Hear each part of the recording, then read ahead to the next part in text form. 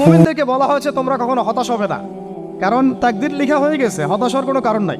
একটা প্রবণতা আমরা সমাজে দেখছি আত্মহত্যার।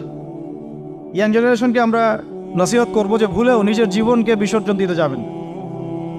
আল্লাহ রাব্বুল আলামিন আপনাদেরকে সৃষ্টি করেছেন তার ইবাদত করার জন্য এবং তার জমিনে তার দিনটাকে প্রতিষ্ঠা করার জন্য। খেলায় খেলায় আপনার জীবনটা নষ্ট করবেন না, ঠিক আছে ভাই? আল্লাহ বোঝার তৌফিক দান করেন। তো কলম সৃষ্টি করার পরে কিয়ামত পর্যন্ত সব লেখা হয়ে গেছে। এখন আমাদের এই পৃথিবীতে তো মানুষ ছিল না, ছিল? এদিকে মনোযোগ দেন। এই পৃথিবীতে কি আগে মানুষ ছিল? এই পৃথিবীতে আগে কি ছিল তাহলে বলেন? হ্যাঁ, মাশাআল্লাহ। এই পৃথিবীতে আগে কি ছিল? এখন ওরা নাই? সবার সাথেই কিন্তু একটা করে আছে। কমপক্ষে কয়টা করে? সবার সাথে কমপক্ষে একটা করে। আর কোন কোন জায়গা আছে যেখানে জিনের বড় বড় আখড়া আছে। পৃথিবীতে যে জায়গাগুলো থেকে ইসলাম বিরোধী অপতৎপরতাগুলো চলে, ওখানে জিনের আখড়া বেশি। কথা বুঝতে পারছেন? তো জিন জাতিকে আল্লাহ পাক ধ্বংস করে দিয়েছেন তাদের পাপের কারণ, আল্লাহ দ্রোহিতার কারণে, অবাধ্যতার কারণে। এখন আল্লাহ রাব্বুল আলামিন ইরাদা করলেন পৃথিবীতে আমাদেরকে সৃষ্টি করবেন, মানে মানুষকে সৃষ্টি করবেন। আল্লাহ পাক তার সমস্ত ফেরেশতাদেরকে একত্রিত করলেন। ঘটনাটা কিন্তু খুব ইন্টারেস্টিং। আমি জানি এখানে ওলামায়ে কেরামও আছেন, তবে আমি সবার জন্য প্রযোজ্য হয় এমন কথা বলারই চেষ্টা করছি, কারণ অনেকে হয়তো এগুলো নাও জানতে পারে। তো আল্লাহ পাকের ভাষায় আমি যদি বলি, আল্লাহ রাব্বুল আলামিন বলছেন, বা'দা আউযু বিল্লাহি মিনাশ শাইতানির রাজীম, ওয়াইয ক্বালা রাব্বুকা লিল মালাইকা ইন্নী জাইলুন ফিল আরদি খলিফা। হে নবী মুহাম্মদ সাল্লাল্লাহু আলাইহি ওয়াসাল্লাম, তুমি স্মরণ করো সেই সময়ের কথা যখন আল্লাহ তোমার রব সমস্ত ফেরেশতাদেরকে ডেকে বলেছিলেন যে ইন্নী জাইলুন ফিল আরদি খলিফা, আমি জমিনে মানে পৃথিবীতে আমার খলিফা পাঠাতে চাই। কি পাঠাতে চাই? আরো জোরে বলেন। আল্লাহ পাক বলেননি পৃথিবীতে মানুষ পাঠাতে চাই, পৃথিবীতে নতুন কোনো মাখলুক পাঠাতে চাই। আমাদেরকে আল্লাহ পাক সম্মানের শব্দে সম্মানিত করেছেন, বিশেষায়িত করেছেন। আমাদেরকে বলেছেন আমরা আল্লাহর খলিফা, আমরা আল্লাহর খলিফা। এখন আমরা আল্লাহর খলিফা, কিন্তু পৃথিবীতে মানুষ খিলাফা শব্দ সহ্য করতে পারে। হ্যাঁ, কি অদ্ভুত না? এটা কোরআনের কি শেষের দিকে আছে না প্রথম দিকে আছে? সূরা বাকারার একদম শুরুর থেকে 3টা 4টা 5টা পৃষ্ঠা উল্টালে দেখবেন এই একটা আছে। কোরআন তাহলে শুরু থেকে কখনো খুলেও দেখেনি সে ব্যক্তি। প্রমাণ হলো এটা, সে খুলেও দেখে নাই, অথবা দেখলেও সে এড়িয়ে গেছে। আল্লাহ পাক আমাদেরকে বললেন যে পৃথিবীতে আমি আমার খলিফা পাঠাতে চাই। তাহলে আদম আলাইহিস সালামকে আল্লাহ পাক মুহাব্বতের শব্দে, সম্মানের শব্দে বিশেষায়িত করলেন কি বলে? সুবহানাল্লাহ, সুবহানাল্লাহ। আর খলিফা কাকে বলে এটা আমি আপনাদেরকে বোঝাচ্ছি একটা দোয়া থেকে। এই যে গাড়িতে করে আমরা বাসা থেকে আসলাম বা যখন কোনো সফরে যাই, আমরা একটা দোয়া পড়ি, সুবহানাল্লাযী সাখখারা লানা হাযা ওয়া মা কুন্না লাহু মুকরিনিন ওয়া ইন্না ইলা রাব্বিনা লামুনকালিবুন। এতটুকু তো পড়ি নাকি? বা এগুলো পড়তে হবে? বইমেলায় এসেছি শুধু লেকচার শোনার জন্য না, ছবি তোলার জন্য না। আজকে জীবনটা পরিবর্তন করার নিয়াত করে যাইতে হবে, ঠিক আছে ভাই? বই প্রকাশ করা, ছাপানো, বিক্রি করা, লেখা, এর চেয়ে বড় কথা আমার জীবনটা ইলমের আলোয় আলোকিত করা। আমি বই লিখলাম ধরেন একটা, আমার মধ্যে সেই আমল নাই, লাভ নাই। লাভ আছে? আমি বই ছাপাইছি 100, 200, 500, 1000, আমি নিজেই আমল করি না, হবে? আগে আমল জরুরি। ইলমের সাথে আমলটা খুব বেশি জরুরি। আলেম তাকেই বলা হয় যে ইলম অনুযায়ী আমল করে। তাহলে আল্লাহ পাক বলেন লিমা তাকুলুনা মা লা তাফআলুন, তোমরা এমন কথা কেন বলো যে আমল নিজেরাই করো না? কাবুরা মাকতান ইনদাল্লাহ আন তাকুলু মা লা তাফআলুন, আল্লাহর কাছে সবচেয়ে গর্হিত একটা অপরাধ তোমরা একটা কথা বলবা কিন্তু আমল করবা না। তো দোয়াটা মুখস্থ করবেন। এই দোয়ার নিচে একটা অংশ আছে, আল্লাহুম্মা আনতা সাহিবু বিস সাফারি। আমার কথাটা শুনেন, খলিফার অর্থটা বুঝেন। অনেকে তো অনেকভাবে ব্যাখ্যা করে আর কি। আল্লাহুম্মা আনতা সাহিবু ফিস সাফারি, আল্লাহ তুমি এই সফরে আমার সাথী। সফরে বের হওয়ার সময় দোয়া পড়ছি আমরা, আল্লাহুম্মা আনতা সাহিবু ফিস সাফারি, আল্লাহ তুমি এই সফরে আমার সাথী। ওয়াল খলিফাতু ফিল আহলি ওয়া মালি, আল্লাহ আমি তো বাসায় নাই, আমার বাসার আহাল মালের খলিফা হচ্ছে তুমি আল্লাহ। তাহলে খলিফা শব্দতে কি বুঝলেন? আল্লাহ আমার বাসার আহাল মালের খলিফা মানে কি? আমার স্থলাভিষিক্ত তুমি আল্লাহ, আমি ওখানে নাই বাসায়, আমি সফরে বের হয়ে গেছে, আমার স্ত্রী, আমার সন্তান, আমার মাল, আমার জান, এগুলোর দায়িত্ব তোমার, তুমি খলিফা। কত চমৎকার দোয়া। তাহলে পৃথিবীতে আমি আমার খলিফা পাঠাতে চাচ্ছি, তার অর্থ কি? আল্লাহ রাব্বুল আলামিন এই পৃথিবীতে আমাদেরকে তার প্রতিনিধি বানিয়েছেন। সুবহানাল্লাহ, সুবহানাল্লাহ। তাহলে আমরা নিজেদের আত্মপরিচয় ভুলে গেলাম যে আমরা আল্লাহর প্রতিনিধি পৃথিবীতে, তাই না? আমরা এখন আব্রাহাম লিঙ্কনের পূজা করতেছি। আব্রাহাম লিঙ্কনের পূজা তো বুঝেন না আপনারা, এটা হচ্ছে ওই যে সোকল ডেমোক্রেসির পূজার। আদতে প্রকৃত গণতন্ত্র বলে কিছু নাই এই বিশ্বের মধ্যে, যা আছে এগুলো তথাকথিত আর কি, স্লোগান জাস্ট, আর কিছু না। এটা যারা চর্চা করে তারাও জানে, আমাদের কাছে তারাই বলে। আদতে এই আপনার কমিউনিজমের কথা বলেন, এই লেনিন স্টেলিনারিজমের কথা বলেন, আপনি মুসলিনের কথা বলেন, চাইনিজ দর্শনের কথা বলেন, রাশিয়ান দর্শনের কথা বলেন, আর এই যে আরেকটা কি চলতেছে সেকুলারিজমের কথা বলেন, ন্যাশনালিজমের কথা বলেন, এগুলো একটা তাত্ত্বিক মতবাদ শুধুমাত্র। প্রকৃত মতবাদগুলো আপনি পাবেন বিশুদ্ধ যেগুলো কোরআন এবং হাদিসেই, এর বাইরে নাই। তা আমরা কিন্তু আল্লাহর খলিফা পরিচয় দিতে এখন দ্বিধাবোধ করতেছি। এই জমিনে আল্লাহ পাক আমাদেরকে তার খলিফা বানিয়ে পাঠিয়েছে। এখন খলিফা হলাম কিভাবে? কিসের গুণে খলিফা হলাম? প্রশ্নটা এটা। আমাদের কি 10টা হাত, 10টা পা, বেশি শক্তি ফেরেশতাদের চাইতে, যে আমরা খলিফা হলাম কিসের ভিত্তিতে? আর কিভাবে হলাম এটা শুনুন। আল্লাহ পাক বলছেন, ওয়াল্লামা আদামাল আসমাআ কুল্লাহা। আল্লাহ বলছেন আমি আদমকে এই মহাবিশ্বের যত নাম আছে, নাউন্স, ইসম, সব শিক্ষা দিয়েছি। সুবহানাল্লাহ। এই মহাবিশ্বের যত নাম, এখানে ইসম শব্দের অর্থ কিন্তু জ্ঞান। ইসম মানে কি? এখানে জ্ঞান। মহাবিশ্বের যে জ্ঞানগুলো আছে, এই জ্ঞানগুলো আল্লাহ পাক আমাদের আদি পিতাকে শিক্ষা দিয়েছেন। আমাদের আদি পিতাকে আল্লাহ নিজে শিক্ষা দিয়েছেন। সৃষ্টিগতভাবে আমরা জ্ঞানী ছিলাম না, আল্লাহ পাক আমাদেরকে জ্ঞান শিক্ষা দিয়েছেন। আমরা ফিলোসফির বইগুলো খুললে দেখবেন ওখানে বুদ্ধিবাদ নামে একটা মতবাদ আছে। মানে তারা বলে যে মানুষ সৃষ্টিগতভাবেই একজন বুদ্ধিদীপ্ত প্রাণী। এটা ভুল কনসেপ্ট। সৃষ্টিগতভাবে আমাদের মধ্যে জ্ঞান ছিল না, আল্লাহ পাক আমাদেরকে জ্ঞান শিক্ষা দিয়েছেন। কথা বুঝতে পারছেন? একটা মতবাদ তাদের আছে অভিজ্ঞতাবাদ, মানে মানুষ অভিজ্ঞতা থেকেই শিখে। আরেকটা আছে সমন্বয় মতবাদ, আপনারা তো এগুলো অনেকে পড়েছেন হয়তো। এর বাইরে যে একটা মতবাদ আছে যে আল্লাহর পক্ষ থেকে ওহী ভিত্তিক মানুষ জ্ঞান শিখে, এই মতবাদ কোনো দার্শনিকের বইয়ে স্থান পেল না। কি আফসোস, কি আফসোস। অথচ মুসলিম ঘরের দার্শনিক তারা। আমরাও পড়েছি ভাই, 4 বছর এই কারণে গেলেই। কি আফসোস, আল্লাহ পাকের ওহীর পক্ষ থেকে যে জ্ঞান আসতে পারে এইটা কনসেপ্টই নাই। অথচ এখানে কোরআনে আল্লাহ পাক বলছেন, ওয়াল্লামা আদামাল আসমাআ কুল্লাহা, আমি আল্লাহ আদমকে সমস্ত নাম শিক্ষা দিয়েছি। সুবহানাল্লাহ। এরপরে এই যে জ্ঞান আদম আলাইহিস সালামকে আল্লাহ পাক শিক্ষা দিলেন, এর ফলশ্রুতিতেই আল্লাহ পাক বললেন যে ওয়াইয কুলনা লিল মালাইকা উসজুদু লি আদম, হে ফেরেশতারা তোমরা এখন আদমকে সিজদা করো। কি ফেরেশতাদেরকে দিয়ে আল্লাহ পাক আমাদের পিতাকে সিজদা করালেন কিসের মানদণ্ডে? কিসের কারণে? জ্ঞানের কারণে। জ্ঞানের কারণে ফেরেশতাদেরকে আল্লাহ পাক বললেন যে এই নামগুলো বলে দাও তো তোমরা। তারা বলতে পারলো না। তারা বললো লা ইলম আল্লাহুম্মা লা ইলমা লানা ইল্লা মা আল্লামতানা। আল্লাহ আমাদের তো সেই জ্ঞান নাই, শুধু ওইটুকু জ্ঞান আছে যা আপনি আমাদেরকে শিখিয়েছেন।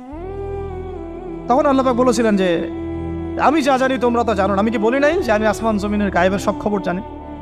তখন আল্লাহ বললেন যে তোমরা সবাই সিজদা করো আদমকে। তাহলে আমাদের পিতাকে খলিফা করা হলো, জ্ঞান শেখানো হলো, আল্লাহ পাক নিজে শেখালেন, ফেরেশতার মণ্ডলীদের দিয়ে সিজদা পর্যন্ত করালেন। কিসের মানদণ্ডে? আরো আসতে বলেন, জ্ঞানের মানদণ্ডে। এখন যদি আমরা একটু প্রশ্ন ছুড়ে দেই নিজ নিজ বিবেকে, আমরা কি সেই ওহীর 10টা সূরাও শিখেছি? 10টা পারা কি পড়া হয়েছে কখনো? 10টা সূরারও কি অর্থ জানি? অনেকে তো 10টা আয়াতের অর্থ জানি না। আমরা কি সেই ওহীর 10টা হাদিস শিখেছি? তাহলে আমরা কোথায় সম্মান খুঁজতেছি? পশ্চিমাদের কাছে? বলেন। সত্যি সবচেয়ে আফসোস লাগে আমার একটা জিনিস, যে মুসলিমরা আমরা এখন আমাদের আত্মপরিচয় ভুলে যাচ্ছি, আর আল্লাহ পাক আমাদেরকে যেখানে সম্মান রেখেছে ওইখানে সম্মান না খুঁজে আমরা অন্যের দাসত্বের সম্মান খুঁজতেছি। আল্লাহ আমাদেরকে বোঝার তৌফিক দান করে। এটা অজ্ঞতার কারণে হচ্ছে। আমাদের কাজ তাদেরকে সচেতন করা বা তাদেরকে মেসেজ পৌঁছে দেয়া। আমরা উগ্র পন্থা অবলম্বন করব, আমরা হিকমার সাথে প্রজ্ঞার সাথে মানুষকে বোঝানোর চেষ্টা করব, এগুলো বোঝানোর অংশ। এখন আচ্ছা, আরেকটা কথা আপনাদেরকে বলি, একটা কথা আমি মাঝখানে মিস হয়ে গেছে। এই যে আল্লাহ পাক আমাদেরকে খলিফা করে পাঠিয়েছেন, খলিফার কাজ কি? প্রশ্ন না? আমাদের কাজ কি তাহলে? এই কাজটা আল্লাহ পাক আবার ব্যাখ্যা করেছেন সূরা সদের মধ্যে। কোন সূরায়? সূরা সদ। সদ নামে একটা সূরা আছে, সূরা ইয়াসিনের আগে পড়ে পাবেন। তো এখানে আল্লাহ পাক আরো একজন নবীকে তার খলিফা বলেছেন। সেই নবীর নাম দাউদ আলাইহিস সালাম। কি নাম? আর দাউদ আলাইহিস সালাম কিন্তু এই জেরুজালেম থেকে, যেখানে এখন ওই জায়নিস্টরা বোম্বিং করে আর কি, নিরীহ মুসলিমদেরকে হত্যা করে বিগত 70 বছর থেকে, ওই জেরুজালেম থেকে কিন্তু দাউদ আলাইহিস সালাম বিশ্ব শাসন করেছিলেন। তার পরবর্তীতে তার সন্তান সুলাইমান আলাইহিস সালামও কিন্তু ওখান থেকে বিশ্ব শাসন করেছিলেন।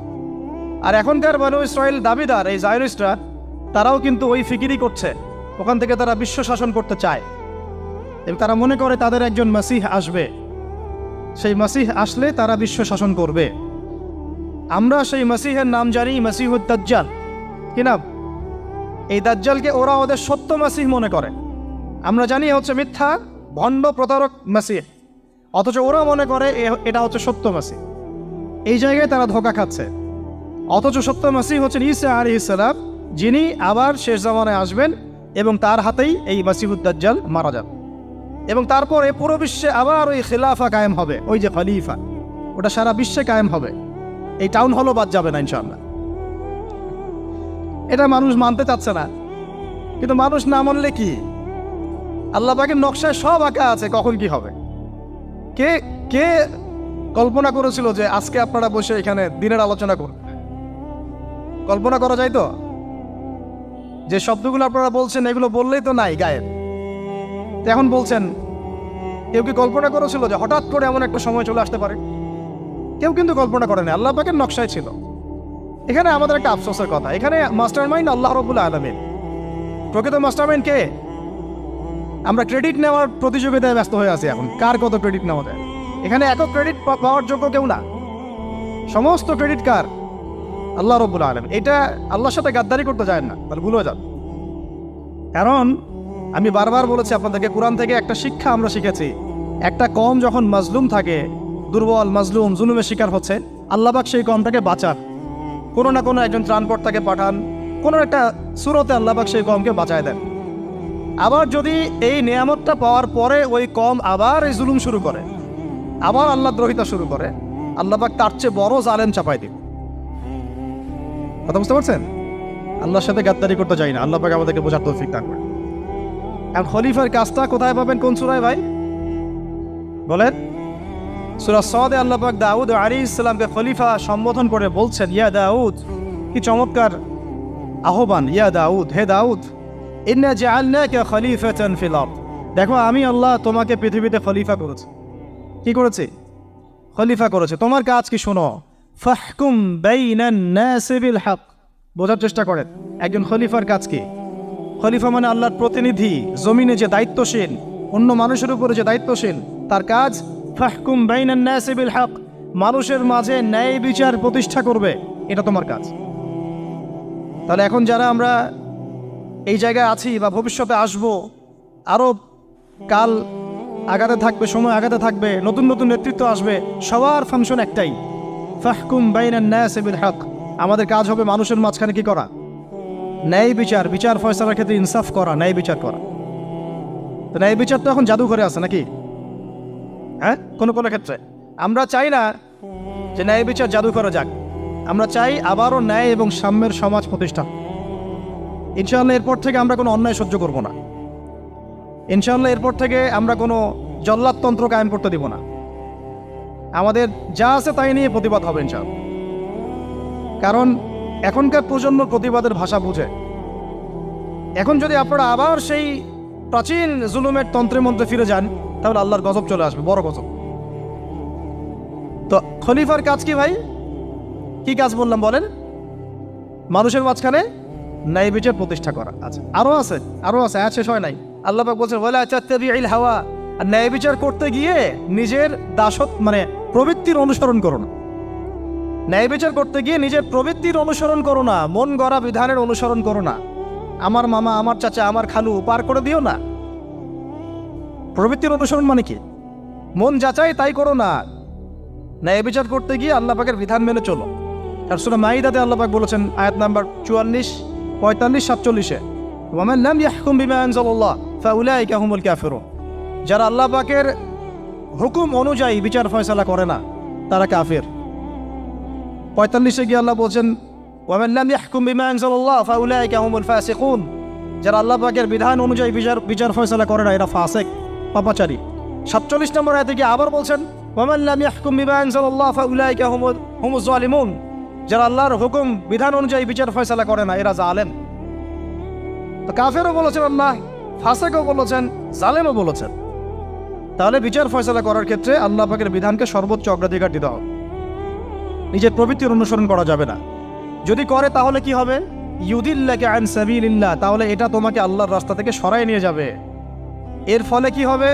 জেনে রাখো, ইন্নাল্লাযীনা ইউদিল্লুনা আন সাবিলিল্লাহ লাহুম আযাবুন শাদীদ বিমা নাসু ইয়াউমাল হিসাব। এটা পড়ে দেয়, নিশ্চয়ই যারা আল্লাহ পাকের সরল পথ থেকে বিচ্যুত হয়ে গেছে তাদের জন্যে কাল কিয়ামতের মাঠে আছে আযাবুন শাদীদ। আযাবুন শাদীদ মানে কঠিন কঠিন যন্ত্রণাদায়ক শাস্তি, এই কারণে যে তারা কিয়ামতের দিনটাকে ভুলে গিয়েছে। শাদীদ এর অর্থটা কি এটা বোঝার জন্য আপনাকে সূরা হাদীদ পড়তে হবে। কোন সূরা? আসলে কোরআনের আয়াতগুলো হচ্ছে আকাশের তারার মতো। তারা দেখবেন আকাশের, তারা দেখাও সুন্নত। ইসলাম তো রসকসহীন ধর্ম না রে ভাই, সবকিছুই আছে এখানে। আসলে আমরা জানি না বলে আমরা মনে করি যে এখানে কোনো বিনোদনই নাই, তাই না? এই গান বাজনা না করলে কি হয়? মন শান্তি হয়? এরকম একটা ভাব। যদি আপনি কোরআনের ভিতর ঢুকে যান, আপনার হৃদয়ে এমন নূর আসবে, এমন তৃপ্তি আসবে যে ওগুলো আপনার শুনতে ইচ্ছা করবে না। আপনি কান বন্ধ করে ফেলবেন, নিজেই বলতেই হবে না। এখন কিছু নতুন ইসলামিস্ট আসছে, তারা এগুলোকে ইসলামের অন্তর্ভুক্ত বলে মনে করার দাবি করতেছে যে এগুলো তো নিষেধ নাই, এগুলো তো নিষেধ করা হয় নাই। কতটুকু জানেন ইসলাম সম্পর্কে আপনি? না জেনে কেন কথা বলেন? নবী সাল্লাল্লাহু আলাইহি ওয়াসাল্লাম রাস্তা দিয়ে হাঁটছেন, ওই সময় তো অনেক পূজা অর্চনা ইত্যাদি হতো মক্কায়। তো এখানে ঢাকঢোলের শব্দ আসছে। নবী সাল্লাল্লাহু আলাইহি ওয়াসাল্লাম নিজের 2 আঙ্গুল কানের মধ্যে ঢুকিয়ে দিলেন, দিয়ে পাশে একজন সাহাবী তাকে জিজ্ঞাসা করছেন হাঁটতে হাঁটতে হাঁটতে হাঁটতে, তুমি কি এখন আওয়াজ শুনতে পাচ্ছ? সাহাবী বলেন, না ইয়া রাসূলুল্লাহ, এখন আওয়াজ শুনতে পাচ্ছি না। তখন তিনি কান বের করলেন। এটা নবীর সুন্নত। আর আমরা নবীর সুন্নতকে উল্টাই দিচ্ছি কিভাবে দেখেন, আমাদের কানেই এখন ইয়ারফোন। উনি যেটা শুনে কান বন্ধ করতেন ওইটা আমরা কানে ঢুকায় রাখছি একবার। আল্লাহ আমাদেরকে বোঝার তৌফিক দান করেন। দেখেন, আমরা তো সবাই পাপী। আমার মনে হয় না আমরা কেউ নবী সাল্লাল্লাহু আলাইহি ওয়াসাল্লামের সুপারিশ ছাড়া পার পাবো, এমনটা মনে হয় না আমার। সবাই পাপী, আপনি আমি আমরা সবাই। তো যে নবীর সুপারিশ আমরা প্রত্যাশা করছি, সেই নবীর সুন্নতকে যদি এইভাবে অবজ্ঞা করতে থাকি তাহলে কি সুপারিশ পাবো ভাই? কি মনে হয় আপনাদের? অ্যাটলিস্ট সুন্নতকে তো সম্মান করতে হবে নাকি? আল্লাহ বোঝার তৌফিক দান করেন। আমি তাহলে যেটা বলছিলাম যে আল্লাহ পাকের বিধান অনুযায়ী বিচার ফয়সালা করতে হবে, এটা খলিফার কাজ। ন্যায় বিচার করতে হবে মানুষের মাঝখানে, এবং নিজের প্রবৃত্তির অনুসরণ করা যাবে না, তাহলে আল্লাহর পথ থেকে দূরে সরাই দেবে। এখানেই বললাম শাদীদ বুঝতে গেলে আপনাকে কোন সূরা পড়তে হবে? সূরা হাদীদ। আকাশের তারার কথা কেন বললাম? যে আকাশের তারাগুলো যদি মেলাতে পারেন দেখবেন বিভিন্ন শেপ তৈরি হয়। প্রত্যেকটা তারার অবস্থানের গাণিতিক একটা ব্যাখ্যা আছে। যারা অ্যাস্ট্রোনমি নিয়ে পড়াশোনা করেন তারা জানেন, এগুলো সবাই জানবেন না। প্রত্যেকটা তারাকে আল্লাহ পাক এত সূক্ষ্মভাবে স্থাপন করেছেন যে যদি সামান্য একটু ডানে বামে এগুলো সরে যায়, মহাবিশ্বের এই স্থিতিশীলতা নষ্ট হয়ে যাবে। এবং এটার কসমও আল্লাহ পাক কোরআনে করেছেন সূরা ওয়াকিয়ার মধ্যে। কোন সূরা? সূরা ওয়াকিয়াতে আল্লাহ পাক বলেছেন, ফালা উকসিমু বিমাওয়াকিইন নুজুম। আমি তারার অবস্থান স্থলের স্থিতির কসম করে বলছি। আল্লাহ পাক এর কসম করেছেন। কত গুরুত্বপূর্ণ জিনিস, ঠিক আছে? তো পরেরগুলো বললাম না। সূরা হাদীদ কেন পড়বেন? সূরা হাদীদ আল্লাহ পাক বলেছেন যে ওয়ানজালনাল হাদীদা ফীহি বাসুন শাদীদ। এই যে শাদীদ বোঝাতে গিয়ে হাদীদে আসছে। আল্লাহ পাক বলছেন যে আমি আল্লাহ পৃথিবীতে আসমান থেকে লোহা নাজিল করেছি। অবাক করার বিষয় না? লোহার খনি খুঁজতেছেন আপনারা মাটির নিচে, তাই না? আল্লাহ পাক বলছেন আমি লোহা নাজিল করেছি, আনজালনা, ঠিক যেমন ইন্না আনজালনাহু ফি লাইলাতুল কদর, আমি লাইলাতুল কদরে কোরআন নাজিল করেছি, আসমান থেকে নাজিল হয়েছে, তাই না? এরকমই ওয়ানজালনাল হাদিদা, আমি হাদিদ লোহা নাজিল করেছি, ফিহি বাসুন শাদীদ, যে লোহার মধ্যে আছে কঠিন শক্তি আছে না? আয়রন যে অণু পরমাণুগুলো, এগুলোর শক্তি সবচেয়ে বেশি না? কেমিস্ট্রিতে আপনারা পড়েছেন। তাহলে এখন আল্লাহ পাক বলছেন কিয়ামতের দিন তাদের জন্য আযাবুন শাদীদ, যারা আল্লাহ পাকের খলিফার দায়িত্ব পালন করবে না, যারা খলিফার দায়িত্ব পেয়েও ন্যায় বিচার করবে না, ইনসাফ করবে না, প্রবৃত্তির অনুসরণ করবে, ঠিক আছে, আল্লাহর পথ থেকে বিচ্যুত হয়ে যাবে, তাদের জন্য কিয়ামতের মাঠে এই শাস্তি আছে। তাহলে আমরা কি খলিফা শব্দ বুঝতে পারলাম? আমাদের পিতা যে খলিফা, এটা কি বুঝতে পারলাম? তাহলে এখন বলেন তো, প্রত্যেক নবী কি আল্লাহর খলিফা ছিলেন না? ছিলেন কি না? প্রত্যেক নবী কি আল্লাহর বিধান দিয়ে বিচার ফয়সালা করেন নাই? মানুষের মাঝখানে ইনসাফ করেন নাই? ন্যায় বিচার প্রতিষ্ঠা করেন নাই? এরপরে সাহাবায়ে কেরামের যুগে তারা কি ন্যায় বিচার প্রতিষ্ঠা করেন নাই? তাহলে হঠাৎ করে কি হলো বিশ্ববাসীর মধ্যে যে একেবারে কোরআন হাদিস এর মৌলিক বিষয়গুলো, এগুলো সব পাশ কাটিয়ে আমরা মানব রচিত বিধানগুলোর দিকে চলে গেলাম? রহস্যজনক না বিষয়টা? এটা হচ্ছে দাজ্জালীয় একটা শাসন আসতেছে সামনে। দাজ্জাল নিজেকে খোদা বলে দাবি করবে এবং সে সমস্ত মানব জাতিকে বোঝাবে যে সেই খোদা, নাউযুবিল্লাহ। সে অনেক ভেলকি দেখাবে, মানুষকে তার দিকে টেনে নিয়ে আসবে, এমনকি সে এক হাতে জান্নাত এক হাতে জাহান্নাম নিয়ে করবে। নবীজি বলেছেন যে তার জান্নাতে প্রবেশ করবে ওটাই তার জাহান্নাম, আর যে তার জাহান্নামে প্রবেশ করবে সেটাই হচ্ছে জান্নাত। তাহলে পুরো বিশ্ববাসীকে আল্লাহ থেকে দূরে সরিয়ে একটা গডলেস ওয়ার্ল্ডে রূপান্তরিত করার একটা তৎপরতা চলছে, লক্ষ্য করতেছেন না? এটা মূলত আপকামিং যে দাজ্জালীয় সভ্যতার ভবিষ্যৎবাণী নবীজি করেছেন, এই দিকেই ওয়ার্ল্ড যাচ্ছে আস্তে আস্তে ওই দিকে যাচ্ছে। তবে নবীজি এটাও বলেছেন সাল্লাল্লাহু আলাইহি ওয়াসাল্লাম যে আমার উম্মতের মধ্যে একটা তয়ফা, একটা দল, কিছু মানুষ সবসময় হকের উপর অটল থাকবে ইনশাআল্লাহ, কিন্তু তাদের সংখ্যা হবে খুব কম। এখন আমাকে আপনারাই বলেন যে ওই হকের উপর অটল থাকতে হলে আমার সেই জ্ঞান লাগবে কি লাগবে না? বলেন। যেই জ্ঞান আমাদের পিতাকে শেখানো হয়েছে, দেখবেন প্রত্যেকটা মানুষের মধ্যে কিছু প্রতিভা আছে, সৃজনশীলতা আছে, আছে না? একটা বুদ্ধিদীপ্ত একটা তাড়না মানুষের ভিতরে কাজ করে। এটা কোত্থেকে আসছে জানেন? আমাদের পিতার ডিএনএ থেকে আসছে। আমাদের পিতার ডিএনএ থেকে, আমরা কিন্তু সবাই তার সন্তান। এরপরে পৃথিবীতে মানুষ পাপাচারে যখন লিপ্ত হলো প্রচণ্ড রকম, তখন নূহ আলাইহিস সালামকে আল্লাহ পাক পাঠান এবং তিনি প্রায় 950 বছর দাওয়াতের কাজ করলেন, 40টা বা 80টা পরিবার ইসলাম কবুল করল। তখন আল্লাহ পাক এই মুমিনদেরকে বাদ দিয়ে সবাইকে গারদ করে দিলেন, ধ্বংস করে দিলেন। মানে আমরা যারা পৃথিবীতে এখন বেঁচে আছি, যে আপনি আমি, আপনাদের নাম আমি জানি না, আমরা যারা বেঁচে আছি, আমরা কিন্তু কোনো না কোনোভাবে ওই 40 বা 80 পরিবারের সন্তান। আমরা আত্মীয়, কিন্তু আমরা সবাই কিন্তু আত্মীয়, জানেন? 40টা বা 80টা পরিবার বাদ দিয়ে বাকি সব মানুষকে আল্লাহ পাক ধ্বংস করে দিয়েছিলেন নূহ আলাইহিস সালামের মহাপ্লাবনে। ঘটনা জানেন না? 40 বা 80টা পরিবারকে বাদ দিয়ে বাকি সবাইকে আল্লাহ পাক ধ্বংস করেছেন ওই মহাপ্লাবনে। তাহলে এখন এই বিশ্বে যত মানুষ আছে তারা কয়টা পরিবারের সন্তান? ওই 40-80। আমরা কোনো না কোনোভাবে একে অপরের আত্মীয় হই, মুসলিম অমুসলিম সবাই, মুসলিম অমুসলিম সবাই। আমরা যে অসাম্প্রদায়িকতার কথা বলি না, এই শব্দটাকে ভালো অর্থে নেওয়া যায়। কি অর্থে? অন্যান্য ধর্মাবলম্বী মানুষ যারা, তারা তাদের ধর্ম স্বাধীনভাবে পালন করবে, কোনো সমস্যা নেই, আমরা তাদের এই কাজে বাধা দিতে যাব না। একইভাবে আমরা আমাদের ধর্ম স্বাধীনভাবে পালন করব, তারা এখানে কোনো বাধা দিতে পারবে না। সিম্পল। তারা তাদের উৎসব তাদের মতো পালন করবে, আমরা আমাদের উৎসব আমাদের মতো পালন করব। না আমি মূর্তি পাহারা দিতে যাব, আর না আমি মূর্তি ভাঙতে যাব। সিম্পল। আমি পাহারাও দিতে যাব না, ভাঙতেও যাব না। সিম্পল। আমরা কি কুরবানিতে তাদেরকে বলতে পারবো ভাই আসেন আমার বাসায় দাওয়াত খান? এটা হয় কখনো? লাকুম দীনুকুম ওয়ালিয়া দিন, আপনাদের দিন আপনাদের, আমাদের দিন আমার। সিম্পল। এই অর্থে ঠিক আছে, কিন্তু সব ধর্ম মিলে যে নতুন ধর্ম বানানোর চেষ্টা করা হচ্ছে বাংলাদেশে, এটা ঠিক নাই। এটা শুভঙ্করের ফাঁকি। সব ধর্ম মিলে নতুন ধর্ম করার কোনো সুযোগ নাই।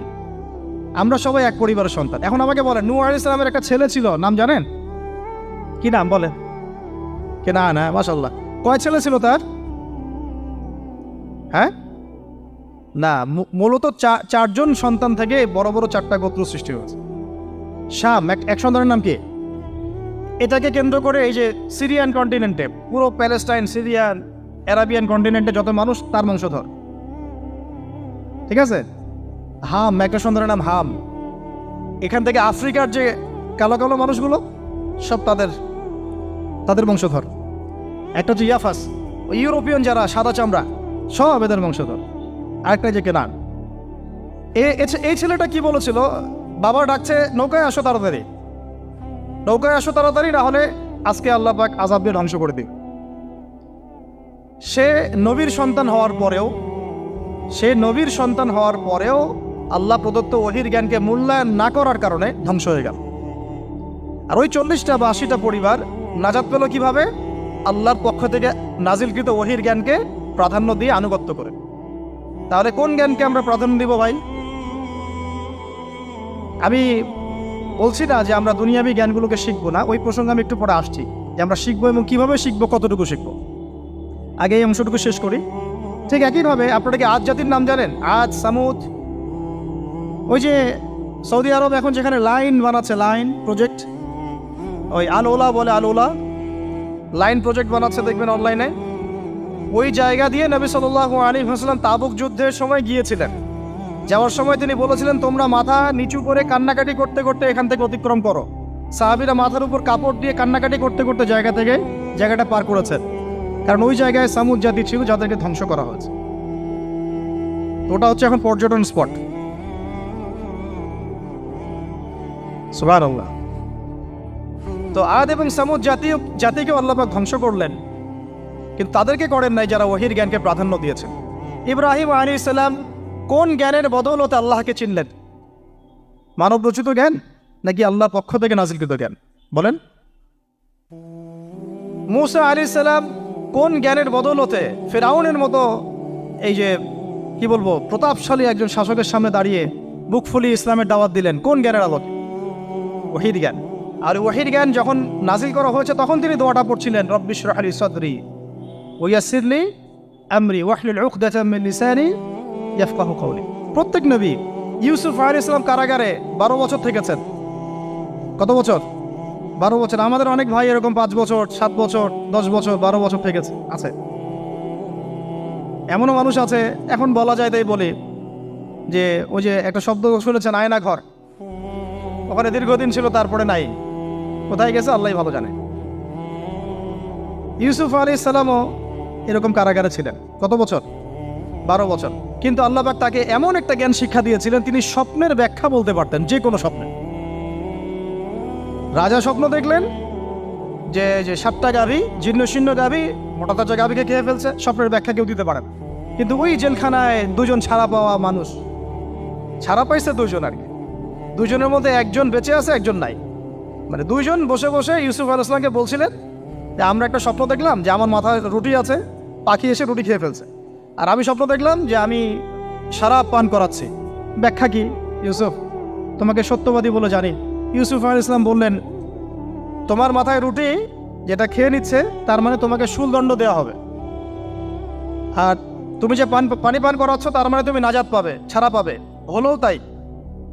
আর যে নাজাত পাবে তাকে ইউসুফ আলাইহিস সালাম বলে দিলেন যে তুমি রাজদরবারে গিয়ে আমার কথা বলো, আমার কথা আলোচনা করো। তো সে ভুলে গিয়েছিল। পরে যখন এই স্বপ্নটা দেখলো বাদশা, তখন বাদশা সবাইকে ডাকলো, ডেকে বললো যে এই গাভীর স্বপ্নের ব্যাখ্যা কি? তখন এই ব্যক্তির মনে পড়ছে, আরে ইউসুফ তো ব্যাখ্যা দিতে পারে। সে গিয়ে ইউসুফ আলাইহিস সালামকে ডেকে নিয়ে আসতেছে যে এই রাজা স্বপ্ন দেখছে, ব্যাখ্যা কি? স্বপ্ন কিন্তু আপনার কাছে শুনে একটা স্বাভাবিক মনে হচ্ছে, আরে গাভীর আবার স্বপ্নের কি ব্যাখ্যা? তখন ইউসুফ আলাইহিস সালাম ব্যাখ্যা দিলেন যে 7 বছর ফসল ফলবে আপনাদের এলাকায়, তারপরের 7 বছর হবে দুর্ভিক্ষের সময়। কিসের সাথে কিসের ব্যাখ্যা? এই জ্ঞান কে শিখালেন তাকে? এই ইন্টারপ্রিটেশনের জ্ঞান কে শিখালেন? তাহলে জ্ঞানের মূল উৎস কে? আমার কথা বলার উদ্দেশ্য কি বুঝতে পারছেন? যত জ্ঞান তার মূল উৎস কে? স্বপ্ন একটা জ্ঞান, যদি সেটা সত্য হয়। আর জেনে রাখবেন, কিয়ামতের আগে আগে মুমিনদের স্বপ্ন বেশি বেশি সত্য হবে। ঠিক আছে? মূসা আলাইহিস সালামকেও সেই আল্লাহই জ্ঞান শিক্ষা দিলেন।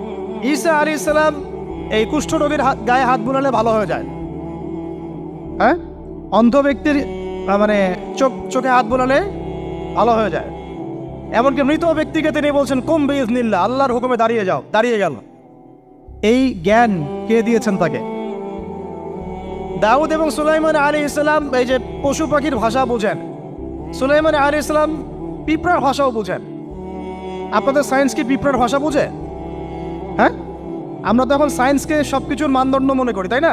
সায়েন্স যদি বলে হ্যাঁ তাহলে হ্যাঁ, না বললে না। মানে এমন একটা ভাব, দেখেন সায়েন্সকে আমরা ইলাহ বানাইছি, ইলাহ, উপাস্য।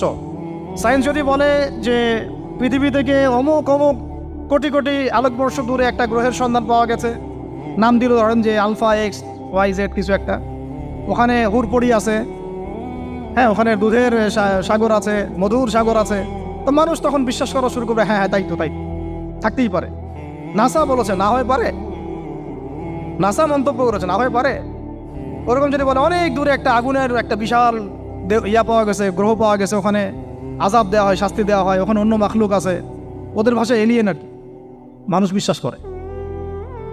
কিন্তু আল্লাহ পাক কোরআনে বলছেন যে সুলাইমান আলাইহিস সালাম পিঁপড়ার ভাষাও বুঝতেন, ওই কথা বিশ্বাস করতে চাচ্ছে না। সুলাইমান আলাইহিস সালাম বাতাসে ফ্লাই করতে পারতেন, এটা বুঝতে পারতেছে না, বিশ্বাস করে না। তাহলে ওই প্রযুক্তি না থাকলে এয়ারক্রাফট কিভাবে আবিষ্কার করলেন?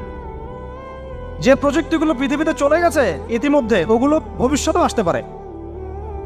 যেমন একটা প্রযুক্তির কথা বলি, সুলাইমান আলাইহিস সালাম বসে আছেন, একজনকে বললেন না সাবার রানী বিলকিসের সিংহাসন কে নিয়ে আসতে পারবে? একজন বললো যে আপনি উঠে দাঁড়াইতে যতক্ষণ সময় লাগে এর মধ্যে নিয়ে আসুন। উনি বললেন যে হবে না, এটাতে হবে না, তুমি স্লো, তুমি 3G 4G না, এত স্লো স্পিডে আমার হবে না। এই কথা বলেন নাই, মজা করলাম আর কি। আমাদের ইউটিউবাররা আবার এই অংশ কাট করে আবার প্রচার করে দিতে পারে। দেখেন কিসের সাথে কি ব্যাখ্যা করলো। কোরআনকে 3Gর সাথে তুলনা করলেন আবু তহাদ না, ব্যাস কাম সারা দেশে ওইটাই ইস্যু তখন। মহা মুসিবত, মানে বাঙালি জাতির মধ্যে দিন প্রচার করা। আমাদের সালাফদের ভাগ্য ভালো যে তারা আগেই, মানে এই প্রযুক্তি আসার আগেই দুনিয়া থেকে তারা চলে গেছে। মুশকিল না, যত ইস্যু এগুলোর কারণেই সৃষ্টি হয়।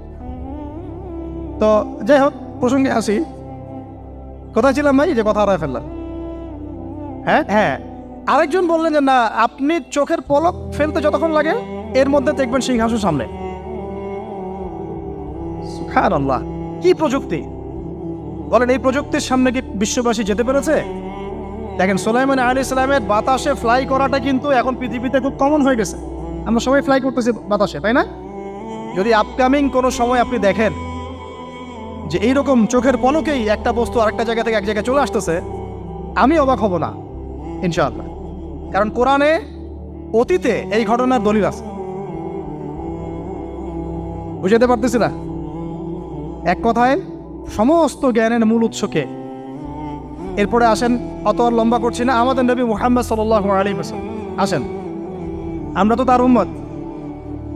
23 বছরে, একটু মনোযোগ দেন, এটা আলোচনার লাস্ট পার্ট, ঠিক আছে? 23 বছরে তিনি পুরো জাহেলিয়াতকে পরিবর্তন করে দিয়েছেন। কত বছরে? 23 বছর। আপনারা কি জানেন যে আইয়ামে জাহিলিয়াতে আসলে কি কি সমস্যা ছিল? কেন ওই যুগটাকে আমরা জাহিলিয়াত বলি? বেসিক্যালি 5-6টা সমস্যা ছিল। কয়টা? 5-6টা। 1 নম্বর শিরক। 1 নম্বর কি? আমার সাথে বলেন। শিরক আমাদের ওয়ার্ল্ডে নাই, এটা তো গ্লোবাল শিরক চলতেছে এখন। শুধু ধর্মীয় শিরক চলতেছে না, কিন্তু এখন শিরক হচ্ছে পলিটিক্সে, শিরক হচ্ছে ইকোনমিক্সে, শিরক এডুকেশনেও আছে, শিরক কালচারের মধ্যেও আছে। কথাগুলো বুঝতে হবে একটু গভীরভাবে। তখন সমস্যা ছিল রিবা, সুদ। এখন নাই। রিবা ছাড়া কোনো সিস্টেম আছে এখন ওয়ার্ল্ডে? আমি গতকালকে একটা হাদিস মোতালা করছিলাম সুদ সংক্রান্ত। নবীজি বলেছেন সাল্লাল্লাহু আলাইহি ওয়াসাল্লাম যে একটা যুগ আসবে সামনে, সুদবিহীন কোনো মানুষই চলতে পারবে না। যে চলতে চাইবে তার গায়েও সুদের ছিটা ফোটা গিয়ে লাগবে। আসে নাই সেই যুগ? সুবহানাল্লাহ, কিভাবে তিনি এত স্পেসিফিকলি কথাগুলো বলতে পারেন? নিশ্চয়ই তিনি এমন একজন সত্তার কাছ থেকে জ্ঞান পেয়েছেন যিনি সব জানেন, অতীত বর্তমান ভবিষ্যৎ, তাই না? এমনকি নবীজি বলেছেন ইমামুল মাহদির সময় যে 10 জন ঘোড়সাওয়ার বের হবে এবং তারা গিয়ে খোঁজ নিতে যাবে যে দাজ্জাল বের হয়েছে কিনা, নবীজি বলছেন আমি সেই 10 জনের নামও জানি, তাদের বাবার নামও জানি। সুবহানাল্লাহ, সুবহানাল্লাহ। কিয়ামতের মাঠে আলী রাদিয়াল্লাহু আনহু, আবু বকর রাদিয়াল্লাহু আনহু, ওমর, উসমান রাদিয়াল্লাহু আনহুম আজমাইন, তাদের হিসাবটা কেমন হবে ওইটাও নবী সাল্লাল্লাহু আলাইহি ওয়াসাল্লাম আগেই বলে দিয়েছে। সবচেয়ে দ্রুত হিসাব হবে এই উম্মতের আলী ইবনে আবি তালিব রাদিয়াল্লাহু আনহু। যাবেন, বেরোবেন, শেষ। কি মানুষ, তার জীবনীটা পড়ে দেখবেন। আমি শেষের দিকে বলে দিব আপনাদেরকে আজকে, এবং এটা রেকর্ডেড থাকবে, ইনশাল্লাহ অনলাইনে দিয়ে দিব, যে আপনারা কোন কোন সাবজেক্টের বই কিনবেন। বইমেলা তো শুধু মানে আসলেন একটা র্যান্ডমলি বই কিনলেন এমন না, টপিক ধরে ধরে সাবজেক্ট ওয়াইজ বই কিনতে হবে। ঠিক আছে ভাই? বই কেনার পিছনে টাকা পয়সা খরচ যদি না করেন, মানে দিনের জন্য অর্থ ব্যয় করার মানসিকতা না থাকে, এলেম পাওয়া যাবে। অনেক মুহাদ্দিস নিজের গায়ের জামা খুলে দিয়ে পর্যন্ত বই নিয়ে বাসায় গিয়েছে, জানেন? তাদের সমস্ত সম্পত্তি বিক্রি করে দিয়েছেন বই কেনার জন্য। আজকে সকালে আমাদের এক ভাই মজাকারা করছিলেন যে আমারই এক ওস্তাদ, বাংলাদেশের অনেক বরেণ্য একজন আলেমে দিন, প্রবীণ আলেমে দিন, তার কথা আলোচনা হচ্ছিল যে তিনি কিতাব পড়তে পড়তে পড়তে হঠাৎ একটা কিতাব তিনি খুঁজে পাচ্ছেন না। তো ছাত্রদেরকে পাঠালেন যে খুঁজে নিয়ে আসো তো, কোথায় আছে, কেউ খুঁজে পায় না। তিনি নাকি ওযু করে এসে নামাজ, 2 রাকাত নামাজ পড়ে বাচ্চার মতো হাউমাউ করে কান্নাকাটি শুরু করলেন, আল্লাহ আমার সেই কিতাব কোথায় গেল, আমার কিতাবটা এনে দেন। তলাবুল ইলম কাকে বলে দেখেন, ইলমের তালেব, ইলমের ছাত্র কাকে বলে? এই যে ইলমের ছাত্র, আমরা কি ছাত্র হইতে পারছি? একটা বইয়ের দাম যদি দেখি 100 টাকা, বাস আমাদের গায়ে লাগে। 100 টাকা দিয়ে তো আপনার গার্লফ্রেন্ডকে নিয়ে বসতে গায়ে লাগে না, বসলে তো 500 টাকা চলে যায়। আর এখনকার মেয়েরা তো খায়ও বেশি ডেটিংয়ের সময়, আনটি, তাই না? অনেকে দেখা যায় যে এটাকেই প্রফেশন বানায় ফেলছে না। জিনা থেকে বাঁচতে হবে, জিনা থেকে বাঁচতে না পারলে কলবে আল্লাহ নূর আসবে না। আল্লাহ পাক আমাদের কথাগুলো বোঝার তৌফিক দান করেন, আমিন। জিনা, আবার বলছি, জিনা থেকে বাঁচতে হবে, অন্যথায় কলবে নূর আসবে না। আল্লাহ পাক আমাদেরকে বোঝার তৌফিক দান করেন, আমিন। কোথায় ছিলাম ভাই? বলেন। 1 নাম্বার কি ছিল? শিরক। 2 নাম্বার রিবা, সুদ। ওইটা বলতে গিয়ে হাদিসটার কথা বলেছিলাম। এই সুদটা কি এখন বেশি না কম? এখন সুদ মানুষ খাচ্ছে, যুক্তিও দিচ্ছে যে এই যুগে এখন সুদ না খাইলে কি চলে।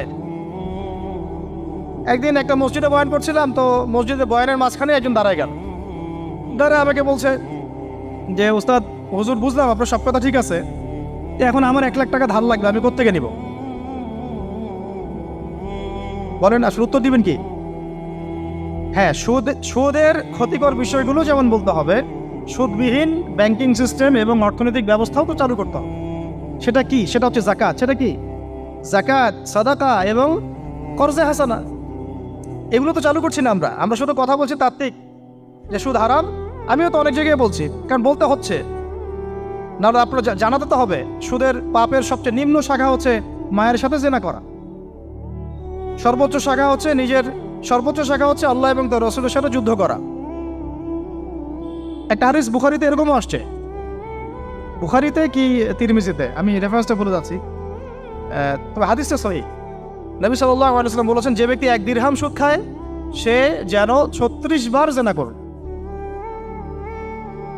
আর আপনারা তো জানেন, এটা আমার বলার দরকার নাই, 4 শ্রেণীর মানুষকে নবীজি অভিশাপ দিয়েছেন, যে নিজে খায়, তারপরে যে সুদ দেয়, যে লিখে রাখে, যে সাক্ষী থাকে। আমি বলতে যাচ্ছি, আইয়ামে জাহিলিয়াতে এই সুদটা ছিল, আমাদের এই বর্তমান ওয়ার্ল্ড অ্যাফেয়ার্সে নাই। বাংলাদেশ একটা কান্ট্রি হিসেবে চিন্তা করবেন না, আপনি গ্লোবালি চিন্তা করবেন, কারণ এখন একটা দেশ স্বতন্ত্রভাবে চলতে পারে না। ওয়ার্ল্ড ব্যাংকের সাথে আপনাকে ডিল করতে হবে, IMF এর সাথে। আমি যদি প্রেসিডেন্ট হই, তা আমাকে করতে হবে, আপনি হলে আপনাকে করতে হবে। তো কথা বলে তো শুধু কথা বলে লাভ নাই, আপনার বিকল্পটা কি? আসলে বিকল্প ব্যবস্থাটা কি? এটা তো মূল কথা। ইকোনমিক্স নিয়ে কতগুলো কিতাব আছে এখানে, ইসলামিক ইকোনমিক্স নিয়ে আমরা কতগুলো কিতাব ছাপাইছি, বর্তমান ওয়ার্ল্ড অ্যাফেয়ার্স নিয়ে আমরা কতগুলো কিতাব ছাপাইছি। নবী সাল্লাল্লাহু আলাইহি ওয়াসাল্লাম বলেছেন, শেষ জামানার সবচাইতে আমার উম্মতের উপর ভয়াবহ ফিতনা হচ্ছে মাসিহুদ দাজ্জাল। কি নাম বলেন? এখন আপনি আমাকে মাদ্রাসার পুরো সিলেবাসে কন্টেন্টে আমাকে দাজ্জাল নিয়ে একটা ফ্যাকাল্টি দেখান, আছে? কয়টা কিতাব আছে? সবচেয়ে ভয়াবহ ফিতনা নবীর মুখে, নিজের মুখে বল, সবচেয়ে ভয়াবহ, এর চেয়ে ভয়াবহ কোনো ফিতনা আসে নাই, আসবেও না। তো এখন আপনি আমাকে বলেন যে এই ফিতনা সংক্রান্ত কতগুলো কিতাব আপনার কাছে আছে বাসায়, বলেন। তাহলে গ্যাপস আছে না আমাদের মধ্যে? গ্যাপ ফিল আপ করতে হবে। কথাগুলো বলার উদ্দেশ্য হচ্ছে গ্যাপটা ফিল আপ করা। তো এই রিবার সমস্যাটা এখনও আছে। আল্লাহ পাক আমাদেরকে রিবা মুক্ত জিন্দেগি দান করে না। এবং আমি রিকোয়েস্ট করব বিনয়ের সাথে যে আমাদের ঊর্ধ্বতন কর্তৃপক্ষ যারা আছেন, শুধু একটা কাজ করেন না, একটা কাজ একটা বছর করেই দেখেন না কি হয়। প্রত্যেকটা মুসলিম, অমুসলিমদের কথা বলছেন, যেহেতু এটা খিলাফা স্টেট না, সেহেতু অমুসলিমরা এখানে জিজিয়া দিবে না। খিলাফা স্টেটে অমুসলিমরা জিজিয়া দেয়, এটা তো খিলাফা স্টেট না, এটা তো ডেমোক্রেটিক স্টেট এবং সেকুলার স্টেট। শুধু মুসলিমদের কাছ থেকে যাদের নিসাব পরিমাণ সম্পদ হয়েছে জাকাত দেওয়ার, সবার কাছ থেকে রাষ্ট্রীয়ভাবে বাধ্যতামূলক জাকাত নেন, দেখেন না অর্থনীতি সচল হয় না হয় না। একটা বছর নিয়ে দেখেন না কি হয়। কেউ এই উদ্যোগ গ্রহণ করতে পারতেছে না। কেন হচ্ছে না আমরা বুঝতে পারতেছি না। কর্জে হাসানার এনজিও চালু করা যায়। আমরা অনেক সংগঠন করছি, সোশ্যাল, অরাজনৈতিক ইত্যাদি রাজনৈতিক। আমরা ইকোনমিক এনজিও খুব একটা করতে পারছি, কিন্তু এই জায়গাগুলো দখল করে ফেলছে। দেখেন কারা কারা, নাম বলতে যাচ্ছি না। এবং যারা যারা দখল করছে তারা কিন্তু এখন রাষ্ট্রের অনেক বড় বড় জায়গা হস্তক্ষেপ করতেছে। ইভেন ট্রান্সজেন্ডারের মতো ইস্যু কিন্তু তারা ঢুকাই দিচ্ছে। ঢুকায় না? উত্তরবঙ্গ জুড়ে, পুরো উত্তরবঙ্গ ঘুরে আসেন, দেখেন কাদের তৎপরতা বেশি। নীলফামারীতে সফর করে দেখলাম যে ওখানে একটা গ্রামের মধ্যে 24টা এনজিও কাজ করতেছে, শুধুই সব। তারপরে মানুষ তামাক চাষ করে খাচ্ছে। একটা দল দাবি করতেছে নবী সাল্লাল্লাহু আলাইহি ওয়াসাল্লাম ছাড়াও আরও নাকি নবী আসতে পারে, নাউযুবিল্লাহ। এবং ওই যে মির্জা গোলাম আহমেদও তাদের অন্তর্ভুক্ত। মানুষ ওই দলের নাম লেখাচ্ছে চাকরির জন্য, ব্যবসা করতেছে তারা দেশের মধ্যে। আরে ভাই, শুধুমাত্র তাত্ত্বিক কথাবার্তা না, আসলে আমাদের সংগ্রামটা কিন্তু বহুমুখী। শুধু ইলম অর্জন তো একটা বেসিক জিনিস, এই বেসিকটাই এখনো হচ্ছে না আমাদের। ইলম অর্জনটা বেসিক জিনিস, এটাই হচ্ছে না। এরপরে আপনার অর্থনীতি সমৃদ্ধ করা, সংস্কার করা, সমাজ সংস্কার করা, রাজনৈতিক অঙ্গনগুলোর মধ্যে যে অরাজকতা, এগুলোকে সংস্কার করা, কত কাজ আমাদের। কিন্তু আমরা কিন্তু একটা জায়গাতেও স্থির নাই। ইভেন একটা মাসালাতেও আমরা এক জায়গায় আসতে পারতেছি না, ঐক্যবদ্ধ হতে পারতেছি না। আমরা খুবই ব্যাকডেটেড চিন্তা করতেছি এই জায়গাতে। অথচ আমাদের উচিত ছিল এই প্রবলেমগুলোকে আরও 30-40 বছর আগেই সলভ করা। তাহলে এখন হয়তো আপনি ভালো কিছু পেতেন। আমাকে একটা প্রতিষ্ঠান দেখান যেখানে নুরানি থেকে নিয়ে, মানে নুরানি থেকে দাওরা বা ক্লাস নার্সারি থেকে মাস্টার্স, এরকম সিলসিলায় ইসলামিক শিক্ষা এবং জেনারেল শিক্ষাকে একত্রিত করে একটা সিলেবাস মেনটেন করে পড়ানো হচ্ছে। আমাকে কয়েকটা প্রতিষ্ঠানের নাম বলেন, আমি ওখানে আমার মেয়েকে ভর্তি করাবো। আমাকে দেন, রেডিমেড দেন, আমার ছেলেকে ভর্তি করাবো। আমরা ফিকির করতেছি না। এটা হওয়া উচিত ছিল বিগত 30 বছর আগেই। আমি আপনাদেরকে বলি যে প্রকাশনা সংস্থার ভাইরা আছেন অনেকে এখানে। ধরেন আমাদের রংপুরের কোনো ভাই আপনাদেরকে পুরো 1 বিঘা জমি দিল, বা ধরেন 5 বিঘা জমি দিয়ে দিল, ঠিক আছে? আর আমরা সবাই মিলে দেশবাসীর কাছ থেকে টাকা কালেক্ট করে একটা কনস্ট্রাকশন দাঁড় করে, প্রতিষ্ঠান দাঁড় করালাম। একেবারে অনার্স, মানে নুরানি থেকে নিয়ে, মানে প্লে গ্রুপ থেকে নিয়ে মাস্টার্স, এরকম ফ্যাকাল্টি আর করলাম। এখন ভাই আপনারা যারা বই প্রকাশ করতেছেন, আমাকে কি আপনারা বই দিতে পারবেন? প্রত্যেকটা ক্লাসে আমি কোন কোন বই পড়াবো পারবেন? আমাকে কি সিলেবাস দিতে পারবেন? কথা বলেন। প্লে গ্রুপে কোন কোন বই পড়াবো আমাকে দেন। নার্সারিতে দেন, STD 1-এ দেন, 2-তে দেন, 3-তে দেন, 5-এ দেন। এভাবে আপনি আমাকে ক্লাস 10 পর্যন্ত দেন। তারপরে কি আপনি আমাকে অনার্স, মাস্টার্স, এই ফ্যাকাল্টিগুলো আলাদা আলাদা, এগুলো কি ইউনিভার্সিটি আদলে আপনি কি আমাকে সাজা দিতে পারবেন? আমরা জায়গা দিব, টাকা দিব, প্রতিষ্ঠান করে দিব। প্রকাশনা সংস্থা থেকে কি আমরা এতটুকু পেতে পারি? তাহলে কাজের ক্ষেত্র আসলে কোনগুলা? আজকে আদনান ভাইয়ের একটা বই নিয়ে পড়তেছেন, কালকে অমুক ওস্তাদের একটা বই নিয়ে পড়তেছেন, আজকে এইটা, কালকে সেইটা। কনস্ট্রাকটিভ পড়াশোনাটা কোথায়? ধরেন এই যে আমাদের এক ভাই, পরিচিত ভাই, ওই ভাই যদি বলে যে আমি ভাই একসময় দিনের পথে ছিলাম না, এখন ইসলামের পথে আসছি, তো আমি এখন আলেম হইতে চাই। কি হইতে চাই? আলেম হইতে চাই, কিন্তু আমার মাদ্রাসায় পড়ার কোনো সুব্যবস্থা নাই। আচ্ছা, এখন কি তাকে আমরা 5 বছর বা 10 বছরের মধ্যে আলেমের সমপর্যায়ে নিয়ে যেতে কি পারবো? সেই সিলেবাস কি আমার কাছে আছে? বলেন। অথচ বিশ্বাস করেন, আরবি ভাষা না জানলে কেউ কোরআন জানতে পারবেই না। আমি এখন এটা শক্ত করে বলি যে কোরআন শেখা যেমন ফরজ, আরবি ভাষাটা শিক্ষা করাও ওয়াজিব। এখন আমাদের 80% জেনারেল শিক্ষিত ছেলেপেলে কিভাবে আরবি শিখবে? কিভাবে তারা আকীদা শিখবে? কিভাবে তারা কোরআনের তাজবিদ শিখবে, তাদাব্বুর শিখবে, তাফসির শিখবে, হাদিসের এরাব দেওয়া শিখবে, এবারত পড়া শিখবে, কিভাবে তারা নাহু সরফের জ্ঞান অর্জন করবে, কিভাবে তারা উসুলের জ্ঞান অর্জন করবে, কিভাবেই বা তারা বড় বড় ধরেন ফেকা শাস্ত্রের জ্ঞান, তারপরে এদিকে উসুলে হাদিসের জ্ঞান, তাফসিরের জ্ঞান, আরও বড় বড় ফ্যাকাল্টিগুলো, কিভাবে তারা বড় পর্যায়ের আলেম হবে আমাকে বলেন। প্রোডাক্ট দেন, প্রোডাক্ট, এবং এমন এমন আলেমের প্রোডাক্ট যে আলেমরা সারা ওয়ার্ল্ডকে ডিল করতে পারে, মানে ইন্টারন্যাশনাল স্কলার। এখান থেকে যাবে ইউকেতে গিয়ে দাওয়াতি কাজ করে আসবে, অস্ট্রেলিয়ায় গিয়ে দাওয়াতি কাজ করে আসবে, মালয়েশিয়ায় গিয়ে দাওয়াতি কাজ করে আসবে, আন্তর্জাতিক মানের আলেম আমরা কি জেনারেল শিক্ষিত ব্যাকগ্রাউন্ড থেকে তৈরি করতে পারবো? পারছি কি? আর আপনারা আমাকে বলেন তো ভাই, যে কত পার্সেন্ট মানুষ জেনারেল শিক্ষিত আর কত পার্সেন্ট মানুষ মাদ্রাসায় শিক্ষিত? কাদের পরিসংখ্যানটা বেশি?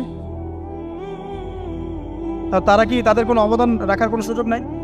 এখন যদি এই ক্লাসিক্যাল পড়াশোনা না হয়, ইলমের এই গভীরতায় না যায় এবং বড় বড় ওলামায়ে কেরামদের সোহবতে তারা না আসে, তাহলে কিভাবে তারা বিশুদ্ধ ইসলাম শিখবে আর প্রচার করবে আর প্রতিষ্ঠা করবে?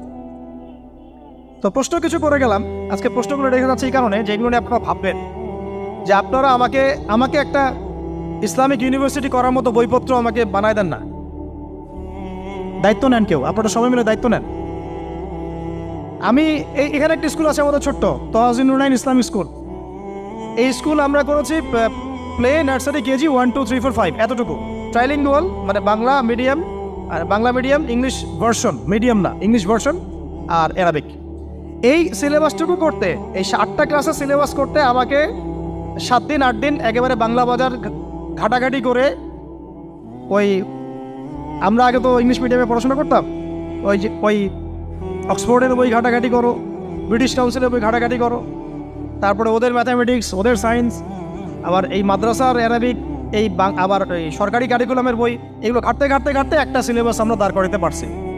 মাত্র 5টা ক্লাস পড়তে পারবে। এরপরে এটা করতে গিয়ে যে দেখলাম যে আসলে এগুলোর যে এত ঘাটতি আছে বাজারে, রেডিমেড কোনো প্রোডাক্ট এগুলোর নাই।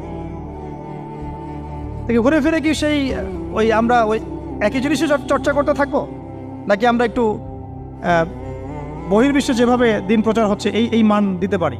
এটা আমাদের উচিত না করার কাজটা? হ্যাঁ, এটা তো আমাদের হাতে রাষ্ট্রীয় ক্ষমতা নাই, থাকলে না হয় উপরের লেভেল থেকে এগুলো করা যায় খুব সহজ।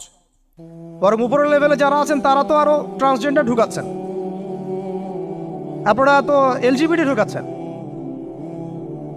তাহলে এই কাজগুলো কাদের করতে হবে? তাহলে বেসরকারিভাবে করতে হবে। এখন আমরা যারা বইকে ভালোবাসি, জ্ঞানকে ভালোবাসি, আল্লাহকে ভালোবাসি, রাসূলকে ভালোবাসি, চাই যে আমরা যা করছি আমাদের পরের প্রজন্মটা মানুষের মতো মানুষ হোক। কাজ কি কম না বেশি আমাদের বলেন? সেই ক্ষেত্রে কাজগুলো কিন্তু ওইভাবে হচ্ছে না ভাই। একটা বিষয়ের বই সবাই ছাপাচ্ছি, কেন? কি দরকার আছে? একটা বিষয়ের বই আমি সবাই ছাপাচ্ছি। একটা জিনিস, একটা হিস্ট্রি, একটা কিতাব, অনেকগুলো প্রকাশনী আপনারা করতেছেন। একই বই ফাইজুল কালাম সবাই করতে আছে। একটা বই তাসাউফ আত্মশুদ্ধি, অনেক প্রকাশনী করতেছে, কপি করতেছে। ভাই আমাদের কি কাজ? কি দুনিয়ার স্বার্থ উদ্ধার করা, না আমার দিনের কোনো খেদমত? আমার কথায় মাইন্ড করবেন না, আমি মাইন্ড করার মতো কথা বলছি না। আমি বলছি আপনাদেরকে আরও যেন কনস্ট্রাকটিভ হয় কাজগুলো। মানে আপনাদের সাথে আমি বসবো ইনশাল্লাহ আবার আলাদা করে, যে একটা আমাকে পুরো শিক্ষা ফর্মুলা আমাকে দিবেন, মানে প্রত্যেকটা ক্লাসের বই রেডি করে দিবেন, যাতে আমরা প্রতিষ্ঠান বানালেই একদম পুরা কমসে কম ক্লাস 1 থেকে 10 ঢেলে দিতে পারি, আমার পরিশ্রম করতে না হয়।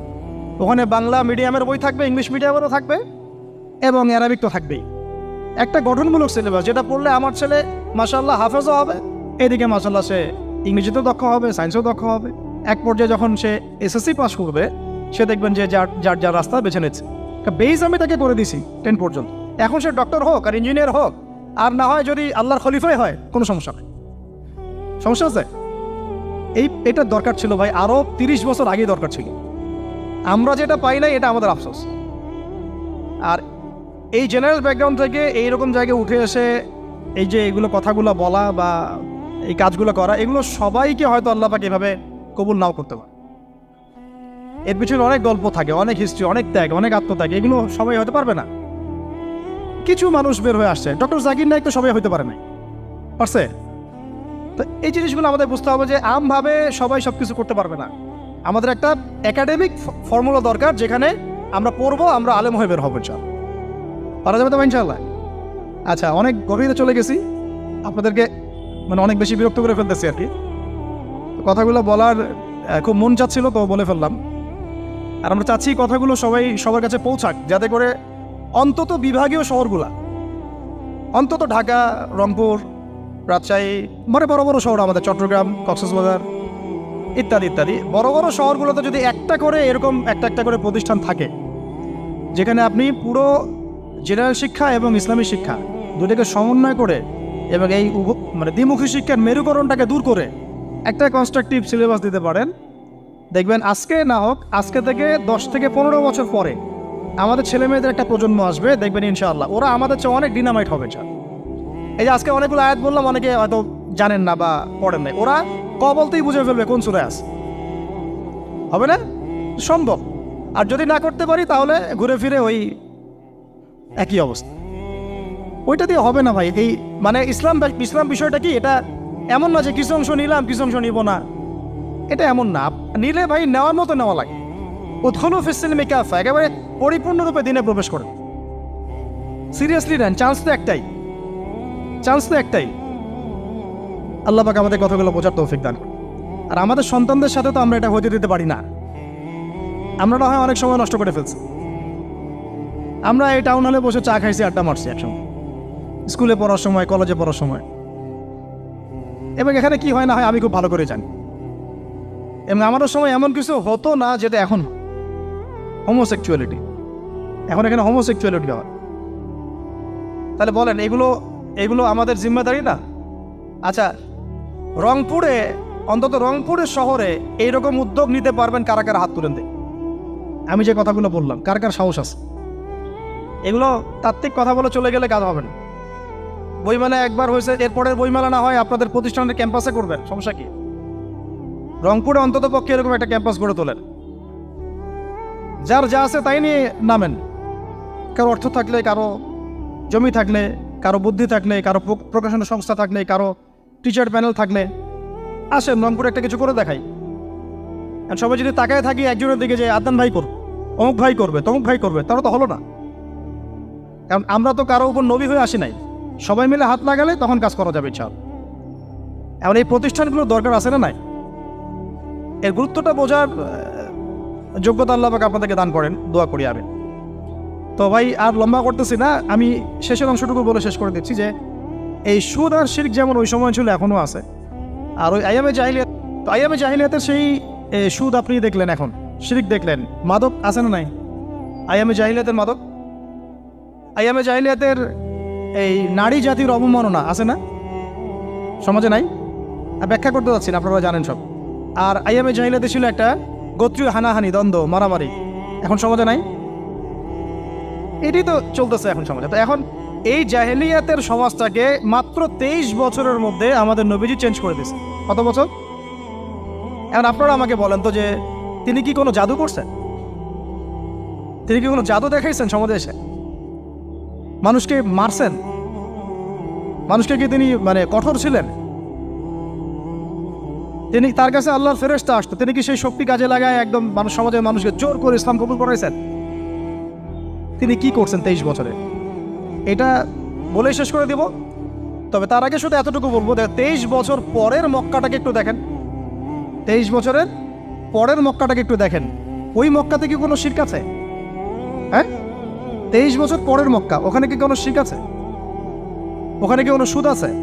কোনো মাদক আছে? বলেন, কোনো নারীর অবমাননা আছে? কোনো গোত্রীয় হানাহানি আছে? তার 23 বছরের মধ্যে পুরো সমাজটাই চেঞ্জ করলেন কিভাবে? জাদু তো করেন নাই, মানুষকে তো অত্যাচার করেন নাই, কটু কথাও বলেন নাই, এমনকি তিনি কারো গায়ে হাতও তোলেন নাই, তাই না?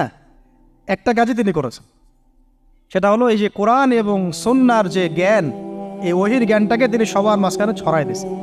এই তো কাজ। তারপরে সেই জ্ঞান যখন মানুষ শিখেছে, তার উপরে আমল করেছে, এবং সেই জ্ঞান এর উৎস আল্লাহ রাব্বুল আলামিন, তার কাছে আত্মসমর্পণ করেছে, নবীর কাছ থেকে আত্মশুদ্ধি অর্জন করেছে, এবং হালাল খেয়েছে, পরিবার গঠন করেছে, প্রজন্মকে তৈরি করেছে, সৎ কাজে আদেশ করেছেন, অসৎ কাজে নিষেধ করেছেন, প্রয়োজনে কখনো হিজরত করেছেন, কখনো মার খেয়েছেন, কখনো সবর করেছেন, কখনো বা জিহাদও করেছেন। এভাবে আস্তে আস্তে পুরো আরবের মধ্যে দিনটা প্রতিষ্ঠা হয়ে গেল। তাহলে মূল উৎসটা কী ছিল? জ্ঞান। মূল উৎসটা কী ছিল বলেন? জ্ঞান। আর এই জ্ঞানটার চর্চায় আমাদের সবাইকে করতে হবে। আল্লাহ পাক আমাদেরকে তৌফিক দান করে দেন। এর চর্চা করতে গেলে আমাদের সমাজে এখন দুইটা রাস্তা, এর বাইরে আপনি কোনো রাস্তা দেখবেন না, হয় মাদ্রাসা ব্যাকগ্রাউন্ড অথবা জেনারেল ব্যাকগ্রাউন্ড, এই তো। সমন্বিত কোনো প্রচেষ্টা খুব বেশি দেখা যাচ্ছে। আজকে আমার কথা বলার মধ্যে একটা অন্যতম একটা গুরুত্বপূর্ণ পার্ট হচ্ছে সমন্বিত প্রচেষ্টা এখন থেকে নেওয়া উচিত। এতে আপনারা এগ্রি করেন না করেন না? যদি এগ্রি করেন তাহলে প্রত্যেকটা জায়গায় এরকম কিছু কিছু প্রতিষ্ঠান গড়ে তোলার চেষ্টা করেন। ইনশাআল্লাহ আজকে না হোক, আজকে থেকে 10-15 বছর পরে ফলাফল পাওয়া যাবে। ঠিক আছে ভাই? আল্লাহ পাক আমাদেরকে বোঝার তৌফিক দান করেন। শেষ করার আগে খালি কয়েকটা সাবজেক্ট বলবো। এখন যারা জেনারেল স্টুডেন্ট, আপনাদের তো মাদ্রাসায় যাওয়ার কোনো সুযোগ নাই, বা গেলেও আপনারা একাডেমিক্যালি পড়তে পারেন না। তাই আমি কয়েকটা সাবজেক্ট বলে দিচ্ছি, এই সাবজেক্টগুলো ধরে ধরে বই কিনবেন এই বইমেলা থেকে। ঠিক আছে? অন্তত প্রত্যেকটা সাবজেক্টের একটা করে বই কিনবেন। রাজি আছেন? রাজি নাই? অন্তত প্রত্যেকটা সাবজেক্টের একটা করে বই কিনবেন। সাবজেক্ট 1 নম্বর হচ্ছে আল কোরআন। 1 নম্বর কি? আপনাকে কোরআন তেলাওয়াত করা শিখতে হবে। কোরআন তেলাওয়াত শেখার কি বই আছে খুঁজে বের করেন। আর এটা একা শিখতে পারবেন না, এটা নিয়ে গিয়ে কোনো ওস্তাদের কাছে বসে পড়তে হবে। এটা খুব খেয়াল রাখবেন আপনারা, একা একা বই পড়ে কখনো আলেম হয়ে যাওয়া যাবে না, বরং তখন বিভ্রান্ত হওয়ার সুযোগ বেশি থাকে। বই থাকবে, এটা আপনার গাইডেন্স, কিন্তু আপনার একজন মুরব্বী আলেম লাগবে। যে কোনো কাজ মুরব্বীদের সাথে মশওয়ারা না করে করলেই সমস্যা। কারণ আমরা তো দিন সম্পর্কে তেমন কিছু জানিই না রে ভাই। সমুদ্রে ডুব দিলে বুঝবেন যে গভীরতা কত বেশি। এখন আমরা ডুবই দেই নাই, এই জন্য মনে হয় যে আমি সবই জানি। ঠিক আছে? ডুব না দিলে আমার কাছে মনে হয় যে আমি তো সবই জানি। ডুব দিলে বুঝবেন যে আপনি কিছুই জানেন না, আমি কিছুই জানি না। 1 নম্বর সাবজেক্ট ভাই কোরআনের তেলাওয়াত শিখতে হবে। রাজি আছেন তো ইনশাল্লাহ? তাহলে এই বইগুলো কিনেন। 2 নম্বর হচ্ছে এই কোরআনের মানে ব্যাকরণ শেখার বইগুলো কিনবেন। কোরআনের ব্যাকরণ শেখার আরবি ভাষা সাহিত্যের বই কিছু কিনবেন। এই বইগুলো আপনাকে ওস্তাদদের কাছে গিয়ে পড়তে হবে। ঠিক আছে? এরপরে কিনবেন কোরআনের কিছু তাফসির, সহজ। মনে করেন একটা তাফসির নেন সহজ। কেউ মারিফুল কোরআন কিনেছেন, হয়তো কেউ সহজে অনুবাদ হয়েছে জালালাইন একটা কিনেছেন, কেউ হয়তো তাওজিউল কোরআন কিনেছেন। একটা তাফসির বাসায় রাখেন অন্তত। ঠিক আছে? এটা হলো 3টা। 4 নম্বর হচ্ছে হাদিসের অন্তত একটা বই কিনেন আজকে। হাদিসের সহজ কিতাব কিনবেন। অনেকে দেখা যায় যে ভাই একেবারে হেদায়েত পেয়ে সহিহ বুখারী নিয়ে বসে যান। একেবারেই গলত কাজ আপনাদের, একেবারেই গলত কাজ। সহিহ বুখারী পড়তে গেলে 12 বছর সময় লাগে মানুষ। ওই লেভেলে যাইতে একটা মানুষের 12 বছর সময় লাগে। ওটা সবার প্রথমে ওটা খুললে তো আপনি হাদিস বুঝবেনই না। মনে হবে যে হাদিস কোরআনের সাথে সাংঘর্ষিক, এরকম মনে হবে। সহজ থেকে 1 লাফে কি আমরা ক্লাস 10-এ যাই? আগে তো ক্লাস 1-এ ভর্তি হয়েছেন, তাহলে হাদিসের শাস্ত্রে আসছেন, আগে বুখারী ধরতে গেলেন কেন? সবার আগে আপনি মৌলিক কিছু হাদিসে আরবাইন কিনেন, ফয়জুল কালাম কিনেন, আস্তে আস্তে আপনি বুলুগুল মারামে যান, রিয়াদুস সালিহিনে যান, মিশকাতে যান, আস্তে আস্তে আপনি তিরমিজি নাসাই করতে করতে সহিহ বুখারীতে যাবেন, সমস্যা নাই। ঠিক আছে? হাদিস আরেকটা বললাম, কটা হলো? 4টা-5টা। হ্যাঁ, আগে বল কি? কোরআন, আরবি ভাষা সাহিত্য, তারপরে তাফসীর আর হাদিস। 4টা বলেছে। 5 নম্বর হচ্ছে সিরাত। 5 নম্বর কি? নবীর জীবনী যে পড়ে নাই সে নবীকে চিনে না। নবীর জীবনী না পড়লে না কোরআন বুঝতে পারবে না আর হাদিস বুঝতে পারবে। তো নবীর জীবনের অন্তত একটা বই কিনে যান এখান থেকে, অন্তত একটা। 60টা কি 70টা নবীর জীবনী আছে এই বইমেলাগুলোতে, খুলে দেখেন। আমার কাছে সবগুলোই আছে। এই চট্টগ্রামে ভাইরা যখন ছিলেন লালখানে কয়দিন আগে, আমি ভাইদের কাছ থেকে বই কিনেছি, নিজে কিনেছি প্রায় 70,000 টাকা একদিনেই। আর ওনারা আমাকে হাদিয়া দিয়েছেন মনে হয় আরো 30,000 টাকার হবে। তো এক পুরো বই ব্যাগ গাড়ি ভর্তি। তো প্রায় 60, আমি গুনে দেখলাম যে প্রায় 50 থেকে 60টা সিরাতের কিতাব আছে বাজারে। একটা তো কিনেন, অন্তত একটা সিরাতের কিতাব তো অন্তত কিনেন। তারপরে ইসলামের ইতিহাসের বই কিনেন। 6 নম্বর ইসলামের ইতিহাসের বই কিনেন। 7 নম্বর ইতিহাস না জানলে কিন্তু আমরা শেকড় চিনতে পারবো না। 7 নম্বর হচ্ছে এই 4 খলিফার জীবনী, সাহাবীদের জীবনী, তাবেঈদের জীবনী, ইমামদের জীবনী, এগুলো কিনেন।